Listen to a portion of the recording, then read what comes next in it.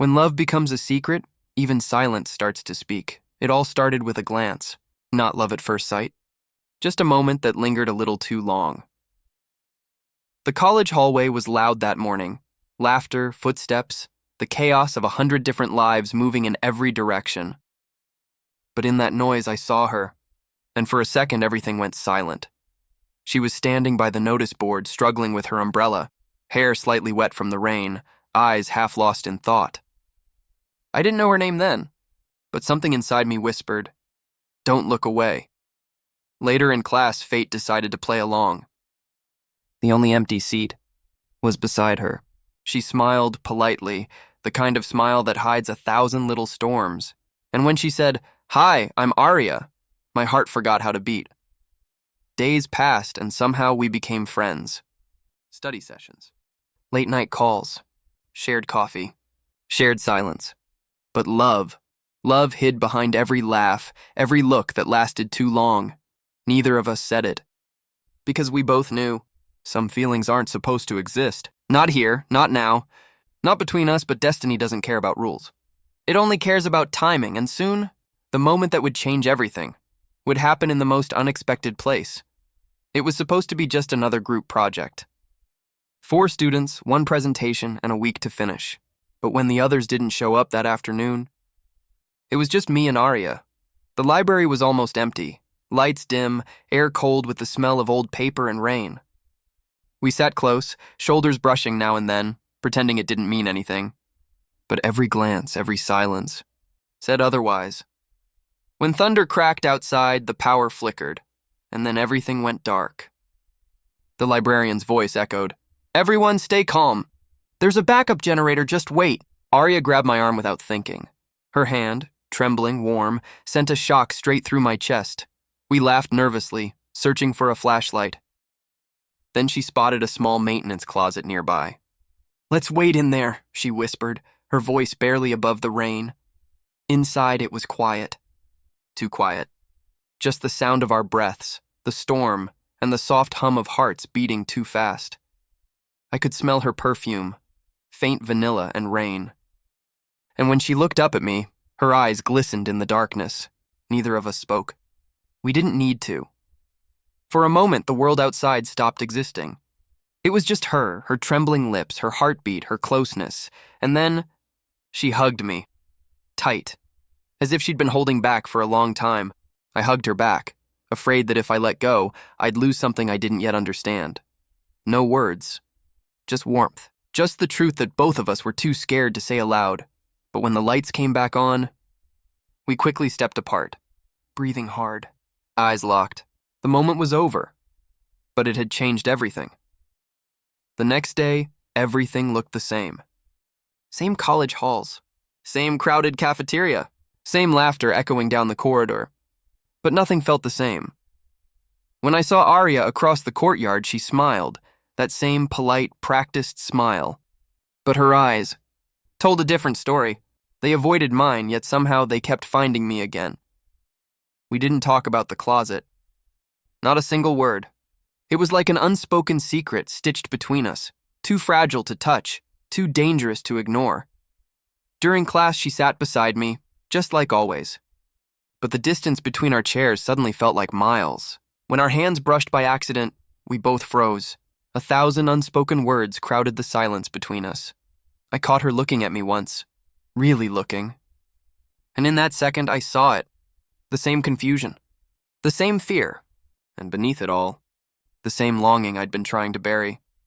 That night, I couldn't sleep. I replayed that hug over and over. The warmth of her body, the safety I felt, the way my heart refused to calm down. Was it love? Or just loneliness disguised as something deeper? I didn't know. All I knew was I couldn't stay away from her anymore. And maybe she felt the same. Because the next day when she walked toward me, I could tell. She had something to say. Something that might change everything again. The morning air felt strange, heavy, almost expectant. Aria found me near the library steps, the same place where everything began. She looked nervous, her fingers tracing the strap of her bag, her eyes searching mine for something. "Maybe courage. Can we talk?" she asked softly. Just 3 words, but my heartbeat raced like thunder. We walked to the courtyard behind the science building. Quiet, hidden, safe. The world seemed far away there. For a long moment, she said nothing. Just stared at the ground, breathing slowly. Then finally, "I don't know what's happening between us," she whispered. Her voice shook.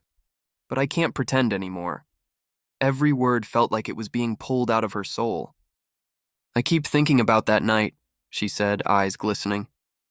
"The closet. The hug, you and I. I don't know if it's wrong or right. I just know it felt real."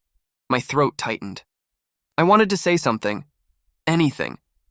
But words failed me. She stepped closer, barely an inch between us now. The world faded again. No people, no sounds, just her eyes, full of everything I'd been afraid to feel. But before I could answer, a voice broke the silence. "Arya!" Her best friend Mia stood a few steps away, surprise and suspicion written across her face. Arya stepped back instantly, her expression shifting from open to guarded. Mia looked between us, frowning. "What's going on here?" And just like that, the moment vanished. Whatever Arya had wanted to say was lost to the wind. She left without another word, and I stood there heart pounding, wondering what would have happened if we hadn't been interrupted. After that day, everything changed again. Not in ways you could see, but in ways you could feel. Mia's sudden appearance had cracked something open, something fragile that Arya and I weren't ready to face. She avoided me for days. No texts, no calls, not even a glance in class, and every silence between us grew heavier than the one before. Rumors began to spread, soft whispers in the corners of the cafeteria. People said they'd seen us together after hours. They said we were too close, and maybe they were right. But what hurt the most wasn't the rumors. It was the distance, the way Arya looked through me, pretending I didn't exist. Every time she laughed with Mia, my heart twisted, because I knew that laugh used to belong to us. One afternoon, I found her sitting alone under the old oak tree behind the campus. Her eyes were red, like she'd been crying. I wanted to go to her, to hold her, to tell her everything was going to be okay. But when she saw me, she shook her head slowly. "Please," she whispered. "Not here. Not now." That's when I realized she wasn't pushing me away because she didn't care. She was protecting us. From the world, from judgment, maybe even from herself. And still, I couldn't stop loving her. Even if that love had to hide in the shadows, days turned into weeks. And with each passing moment, the space between us grew colder, emptier. But love, real love, doesn't fade just because the world tells it to. It hides, it waits, and then, when it can't wait anymore, it finds a way. One evening I received a message. Just one line. "Meet me in the art studio." After everyone's gone, my hands trembled as I read it. Her name wasn't there, but I didn't need it. I knew it was Arya. The art studio was quiet that night. Moonlight spilling through the high windows, painting silver shadows across the room. I waited, heart pounding, every creak of the floor making me turn. And then she was there, standing in the doorway, wrapped in the soft glow of moonlight, beautiful but broken. She didn't speak at first. She just walked toward me, eyes full of the things she'd never been able to say out loud. "I can't keep pretending," she whispered finally. "I tried to forget you. I tried to be normal, but I can't." I took a step closer, afraid that if I blinked, she'd disappear again. "Then don't," I said softly. "Don't pretend. Not with me." For a moment, we just stood there, inches apart, our hearts speaking in silence. Then slowly, she leaned into me, her head on my chest, my arms around her. And for the first time since that night in the closet, everything felt right again. But behind the door, someone's shadow moved. A faint sound and a camera click, neither of us noticed. Not yet. The next morning, everything felt lighter, like a weight had finally lifted. Arya and I shared a secret again. A moment that was ours and ours alone, or so we thought. When I reached campus, the air felt different, heavier, buzzing with whispers. People stared. Some smiled. Some didn't. And then Mia stopped me in the hallway, her face pale, her voice tight. Did you Meet Arya last night. My chest tightened. Why? She sighed and handed me her phone. On the screen, a photo, us, in the art studio. Her head against my chest, my arms around her. The moonlight framing us like a confession. Someone had taken it. Someone had posted it. I could barely breathe. By noon, everyone had seen it. Whispers turned into stares. Stares turned into judgment. Arya didn't come to class that day. When I finally found her, she was crying behind the music hall, her world collapsing in silence. They think we're... She couldn't even finish. Her words broke apart between sobs.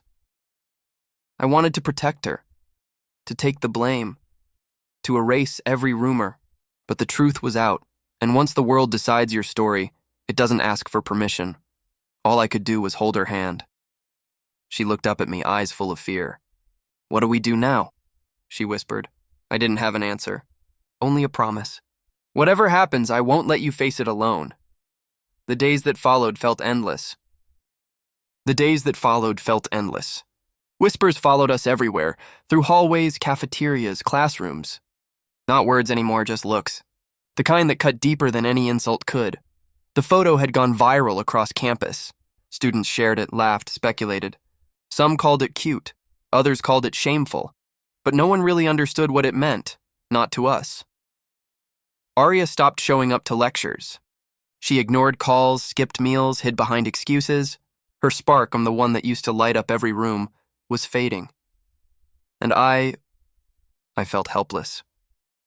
One afternoon, I found her sitting alone in the empty classroom. Her eyes were blank, her notebook open but untouched.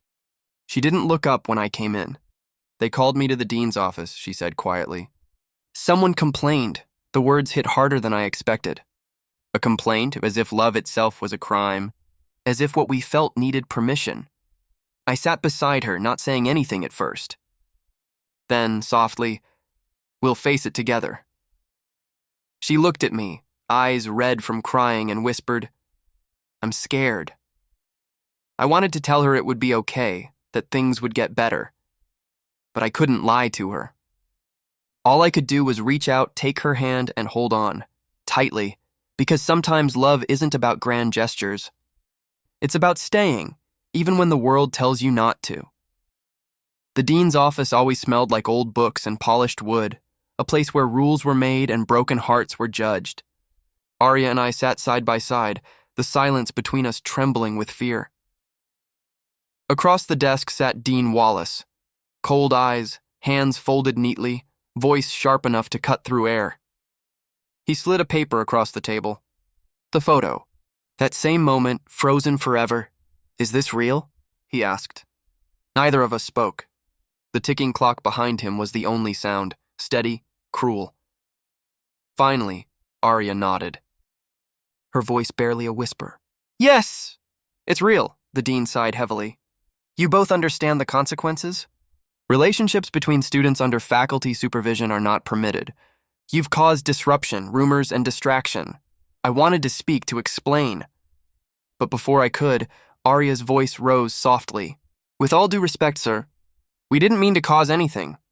We didn't plan it. We just felt something real," he frowned. "Real. Feelings don't excuse breaking rules." Arya looked down, tears pooling in her eyes.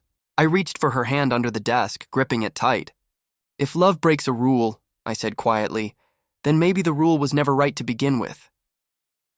For a moment, the dean said nothing. Just silence. Heavy and unyielding. Then he spoke again, slow, deliberate. "You'll both be on probation. One more issue and you'll be expelled. I suggest you end this before it ruins you." We walked out of that office in silence. The sun outside felt too bright, too cruel. Arya stopped at the stairs, her voice trembling. "They want us to give up."